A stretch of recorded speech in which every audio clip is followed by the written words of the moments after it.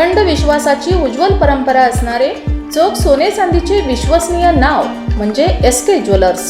सुनियोजित सुवर्ण संचयाची एक नवी सुरुवात. महिन्याच्या हप्त्यावर चोख सुवर्ण भिशी चालवणारे दालन. चला तर मग आजच भेट द्या आपल्या हक्काच्या व विश्वासाच्या विट्याच्या SK ज्वेलर्सला. भिशीधारकांना सोन्याच्या व चांदीच्या दागिन्यांच्या मजुरीवर 10% सूट. आमचा पत्ता प्रोपरायटर कदम शेठ, विटा, ST स्टँड पाठीमागे, विटा, तालुका खानापूर, जिल्हा सांगली.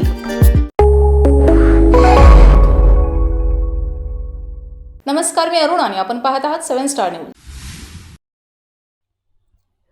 कडेगाव शहरात सध्या कडेगाव तलावातील विहिरीतून पाणी पुरवठा होत आहे. मात्र कडेगाव लघु पाटबंधारे विभागाच्या कडेगाव तलावाची पाणी पातळी फारच खालावलेली आली. सध्या कडेगाव तलावातील सोडण्यात येणारे पाणी फार फिरून येत आहे. यामुळे या पाण्याला मोठ्या प्रमाणात गळती आहे. त्यामुळेच पाणी फार कमी पोहोचते.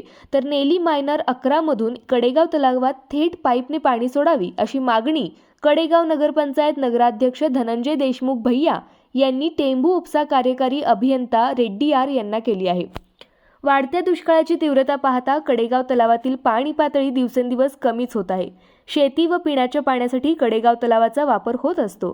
यावर्षी कडेगाव तालुक्यातील कडेगाव तलाव पूर्णपणे भरला नाही. केवळ एकच मोठा पाऊस झाला. त्यामुळे कडेगाव तालुक्यातील पाणी पातळी खूपच खालावलेली आहे.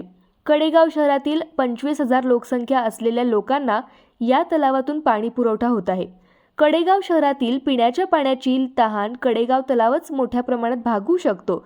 यामुळे कडेगाव तलावात टेंभू उपसा जलसिंचन योजनेचे नेली मायनर 11 मधून पाणी द्यावी अशी मागणी नगराध्यक्ष धनंजय देशमुख यांनी टेंभू उपसा जलसिंचन योजनेचे कार्यकारी अभियंता रेड्डी आर साहेब यांच्याकडे केली आहे. कोणत्याही शेतकरी यांच्याकडून पाणी उपसामध्येच होणार नाही. नगराध्यक्ष धनंजय देशमुख भैया यांची कल्पना टेंभू उपसा जलसिंचन योजनेचे अधिकारी यांना तत्वता पटली असून पाहणी करून भविष्यात कायमस्वरूपी याच ठिकाणाहून कडेगाव तलावात पाणी सोडण्यात येणार आहे.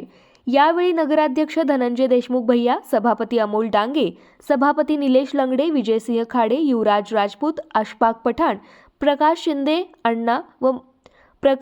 अण्णा व मान्यवर उपस्थित होते. ब्युरो रिपोर्ट 7 स्टार न्यूज, विटा.